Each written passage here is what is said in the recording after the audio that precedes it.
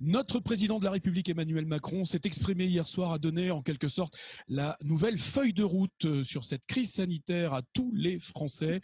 Le début du déconfinement est prévu pour le 11 mai. Patrick Issartier est avec nous. Salut Patrick. Bonjour Thierry, tu vas bien ?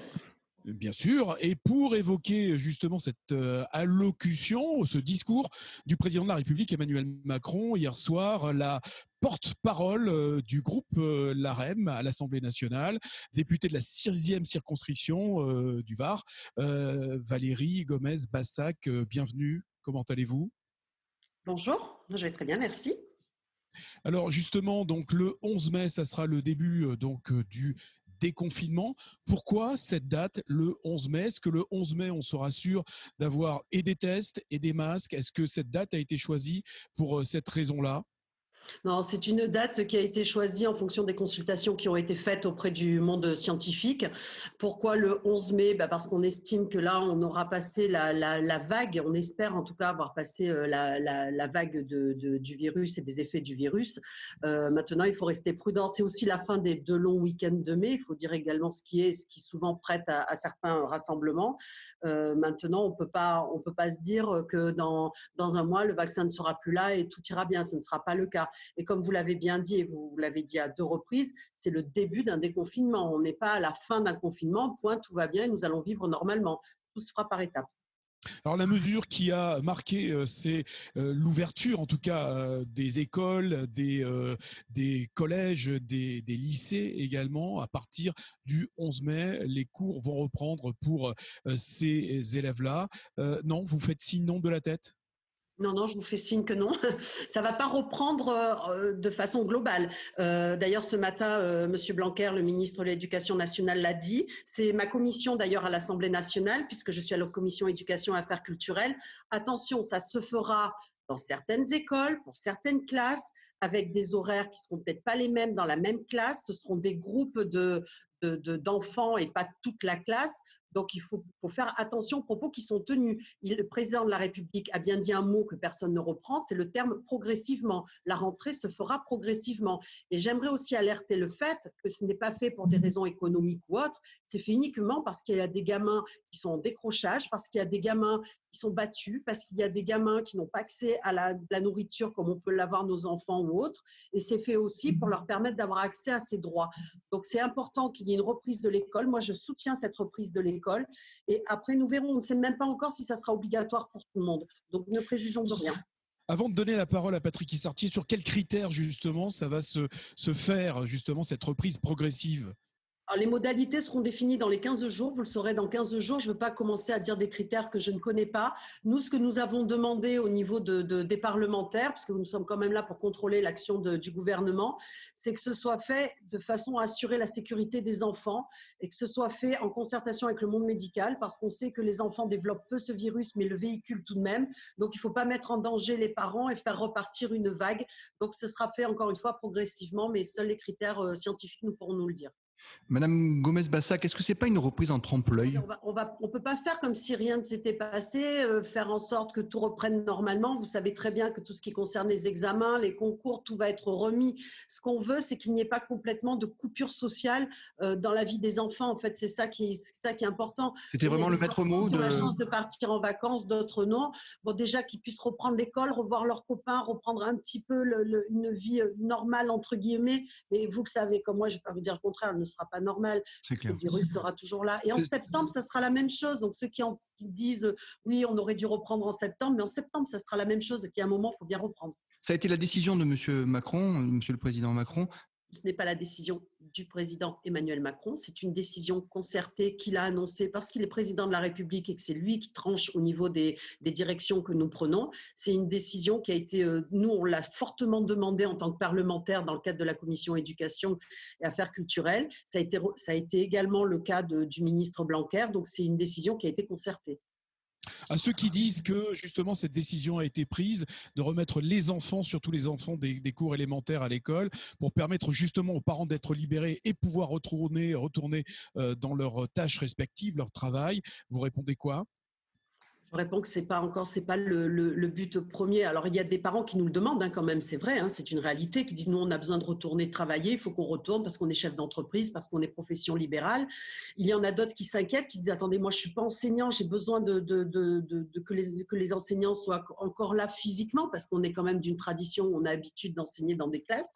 Donc il y a quand même une demande des parents, mais c'est pas le seul objectif. Moi j'ai envie de les rassurer, c'est-à-dire que les enseignants se sont bien adaptés à cette crise sanitaire en essayant quand même de permettre une certaine continuité de l'enseignement. Aujourd'hui, ils sont d'accord pour reprendre. Il y aura les syndicats qui seront présents pour s'assurer que les gestes barrières et les conditions sanitaires seront bien respectées. Donc, faisons confiance à tout le monde et que les parents fassent confiance aussi au corps enseignant. Alors, vous venez de le dire, vous avez envie de rassurer, comme l'a fait Christophe Castaner ce matin et Monsieur Blanquer, le ministre de l'Éducation nationale. Apparemment, d'après ce qui se lit sur les réseaux sociaux, Emmanuel Macron, dans son discours, dans son allocution, n'arrive pas à rassurer pleinement. Alors, ce qui se lit sur les réseaux sociaux, ce n'est pas ma source d'information première, surtout vu ce que j'y vois. On a beaucoup de spécialistes remarqués en ce moment, que ce soit en matière médicale ou autre. Je vois qu'il y a des vraies vocations qui se révèlent. Valérie Gomez-Bassac, c'est Vox Populi, ce sont des gens comme, des gens lambda qui s'expriment, des travailleurs, des salariés, des chefs d'entreprise qui sont inquiets, qui n'arrivent pas à lire très bien les propos du président de la République. Alors, je faisais de l'humour, il y a aussi de belles interventions. Moi, je suis présente sur les réseaux sociaux, j'ai ma page politique, j'essaie de m'exprimer parce que c'est aussi un moyen d'avoir accès à des personnes qu'on ne toucherait pas autrement. Donc, c'est important. C'est simplement ce que je souhaite dire, c'est que aujourd'hui, personne ne détient la vérité sur ce virus et sur son devenir. Donc ça, c'est quand même une réalité de laquelle il faut pas s'affranchir. En ce qui concerne les propos de Christophe Castaner ce matin, je suis désolée, je ne les ai pas entendus parce que j'étais en visioconférence. J'ai entendu ceux du ministre Blanquer. En revanche, il faut rassurer, bien sûr. Donc le président de la République l'a dit hier.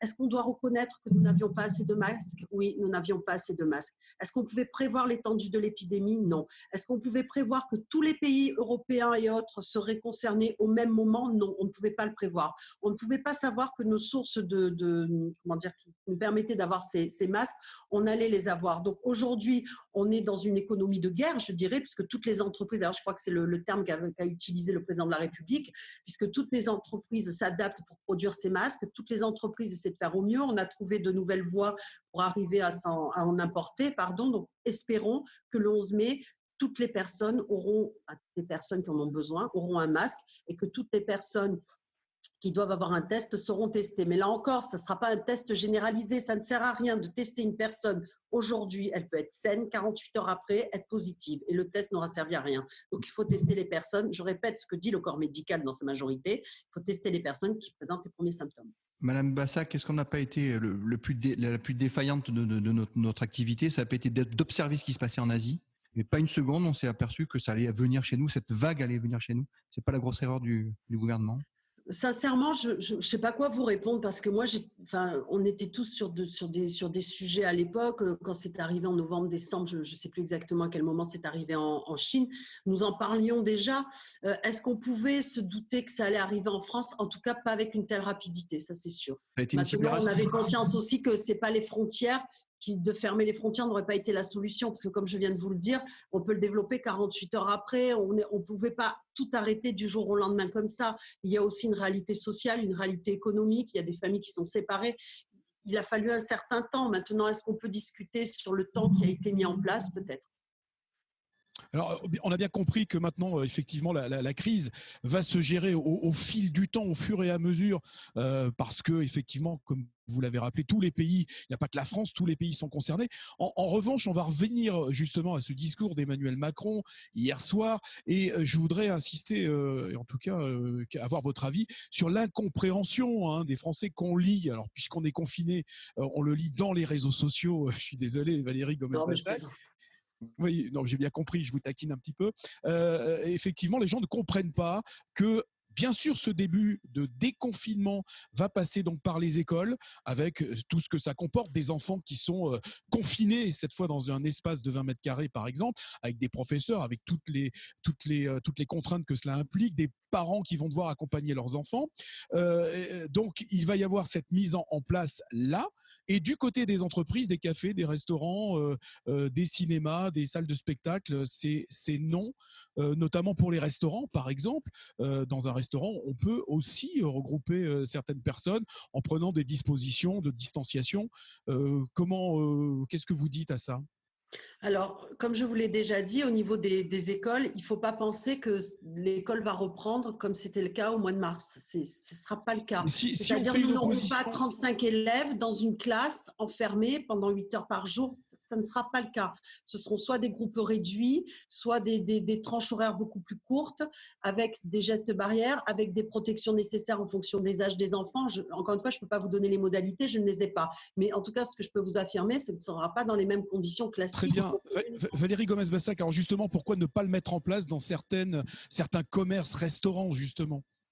Il y a des incohérences quand même. Parce que quand vous allez au restaurant, vous y allez pour échanger avec les personnes qui sont autour de la table, pour parler. Je vous rappelle que ce virus se transmet facilement par l'air, parce qu'il y a un serveur qui vient, un serveur qui tient des objets, qui vous transmet les objets. C'est impossible de confiner dans des lieux où, par définition, c'est un échange qui doit être fait. Maintenant, j'ai bien conscience du drame économique que c'est. Vous savez que je suis très proche des entreprises. J'en ai fait mon métier d'ailleurs en tant qu'enseignante ou en tant qu'avocate. Et je surveille au maximum l'action qui est faite au niveau du gouvernement pour qu'il y ait des aides qui soient apportées. Mais c'est vrai que ça va être une grande souffrance dans le domaine du tourisme et dans tout ce qui concerne le public. Mais il est impossible de maintenir les concerts, les cinémas. Le virus n'aura pas disparu. Mais nous avons aussi l'éducation de nos enfants en faisant attention au maximum à leur santé. Madame Bassac, d'après vous, le plus dur, c'est pas justement à la sortie de confinement? Bien sûr que ça va être dur parce que vous avez les entreprises qui ont un peu de trésorerie et qui arrivent à surmonter cette période. Vous avez les aides qui ont été mises en place. Vous avez les reports de charges qui ont été mis en place. Mais on sait pertinemment qu'à un moment donné, il va falloir avancer. C'est qu'il va falloir payer après tous ces reports de charges, tous ces crédits, il va falloir les payer. Ça va s'accumuler. C'est une réalité, il faudra le payer. Maintenant, il faut arriver à le payer sans encore, sans prendre à ceux qui produisent des emplois, qui créent de la richesse. Et il faudra arriver à faire en sorte que l'économie reparte dans de bonnes conditions, qu'elle puisse permettre de continuer à financer tout ce qui est mesures sociales, et surtout ne plus faire en sorte aussi que nos services publics puissent tenir la route et puissent faire face à des crises comme celle que nous traversons, si jamais un jour nous devons encore être confrontés à des crises d'une telle ampleur. Mais bien sûr que la vie sera différente, mais je ne vais pas vous dire que demain, il n'y aura plus d'impôts et que tout ira bien. Il va bien falloir évidemment trouver des solutions pour financer cela, mais peut-être autrement, peut-être à un autre échelon. Un nouveau paradigme. Je n'ai pas toutes les réponses. Inventer un nouveau modèle la économique. priorité, c'est la santé et les mesures sanitaires à prendre. La priorité pour l'instant est là. Valérie Gomez-Bassac, quelle est votre feuille de route à vous en tant que députée maintenant? Pendant le confinement? Oui, pendant cette crise sanitaire. Alors moi, sachez que le travail du gouvernement justement. Alors, le travail parlementaire continue, c'est-à-dire que je suis en visioconférence tout le temps avec la commission éducation affaires culturelles, avec la commission des affaires européennes dans laquelle je siège également. Nous avons également toutes nos réunions de bureau. J'ai également les réunions avec mes collaborateurs. Moi, ma feuille de route, là, aujourd'hui, c'est de m'assurer qu'au niveau de ma circonscription, les hôpitaux, les EHPAD, les infirmières, les pharmaciens aient le matériel qu'il leur faut. Donc, depuis la semaine dernière, d'après ce que j'ai cru entendre, mais je mets beaucoup de précautions dans mes propos, comme vous pouvez le voir, il semblerait qu'il y ait le matériel suffisant. Si, encore une fois, le renouvellement se fait régulièrement. Ma feuille de route, c'est de rester en contact avec le directeur de l'ARS, avec le préfet, avec les différents élus de toutes les collectivités locales de mon territoire pour être sûr que tout se passe le mieux possible. Donc, c'est un travail quand même important. J'essaie également, c'est pour ça que je vous disais tout à l'heure que je plaisantais, j'essaie également de faire des Facebook Live régulièrement où je réponds aux questions en direct des chefs d'entreprise, des salariés, des mamans, de tous ceux qui s'inquiètent, des étudiants, de tous ceux qui s'inquiètent pour essayer de leur apporter des réponses. Si je ne les ai pas, eh bien, j'essaie d'en trouver la réponse.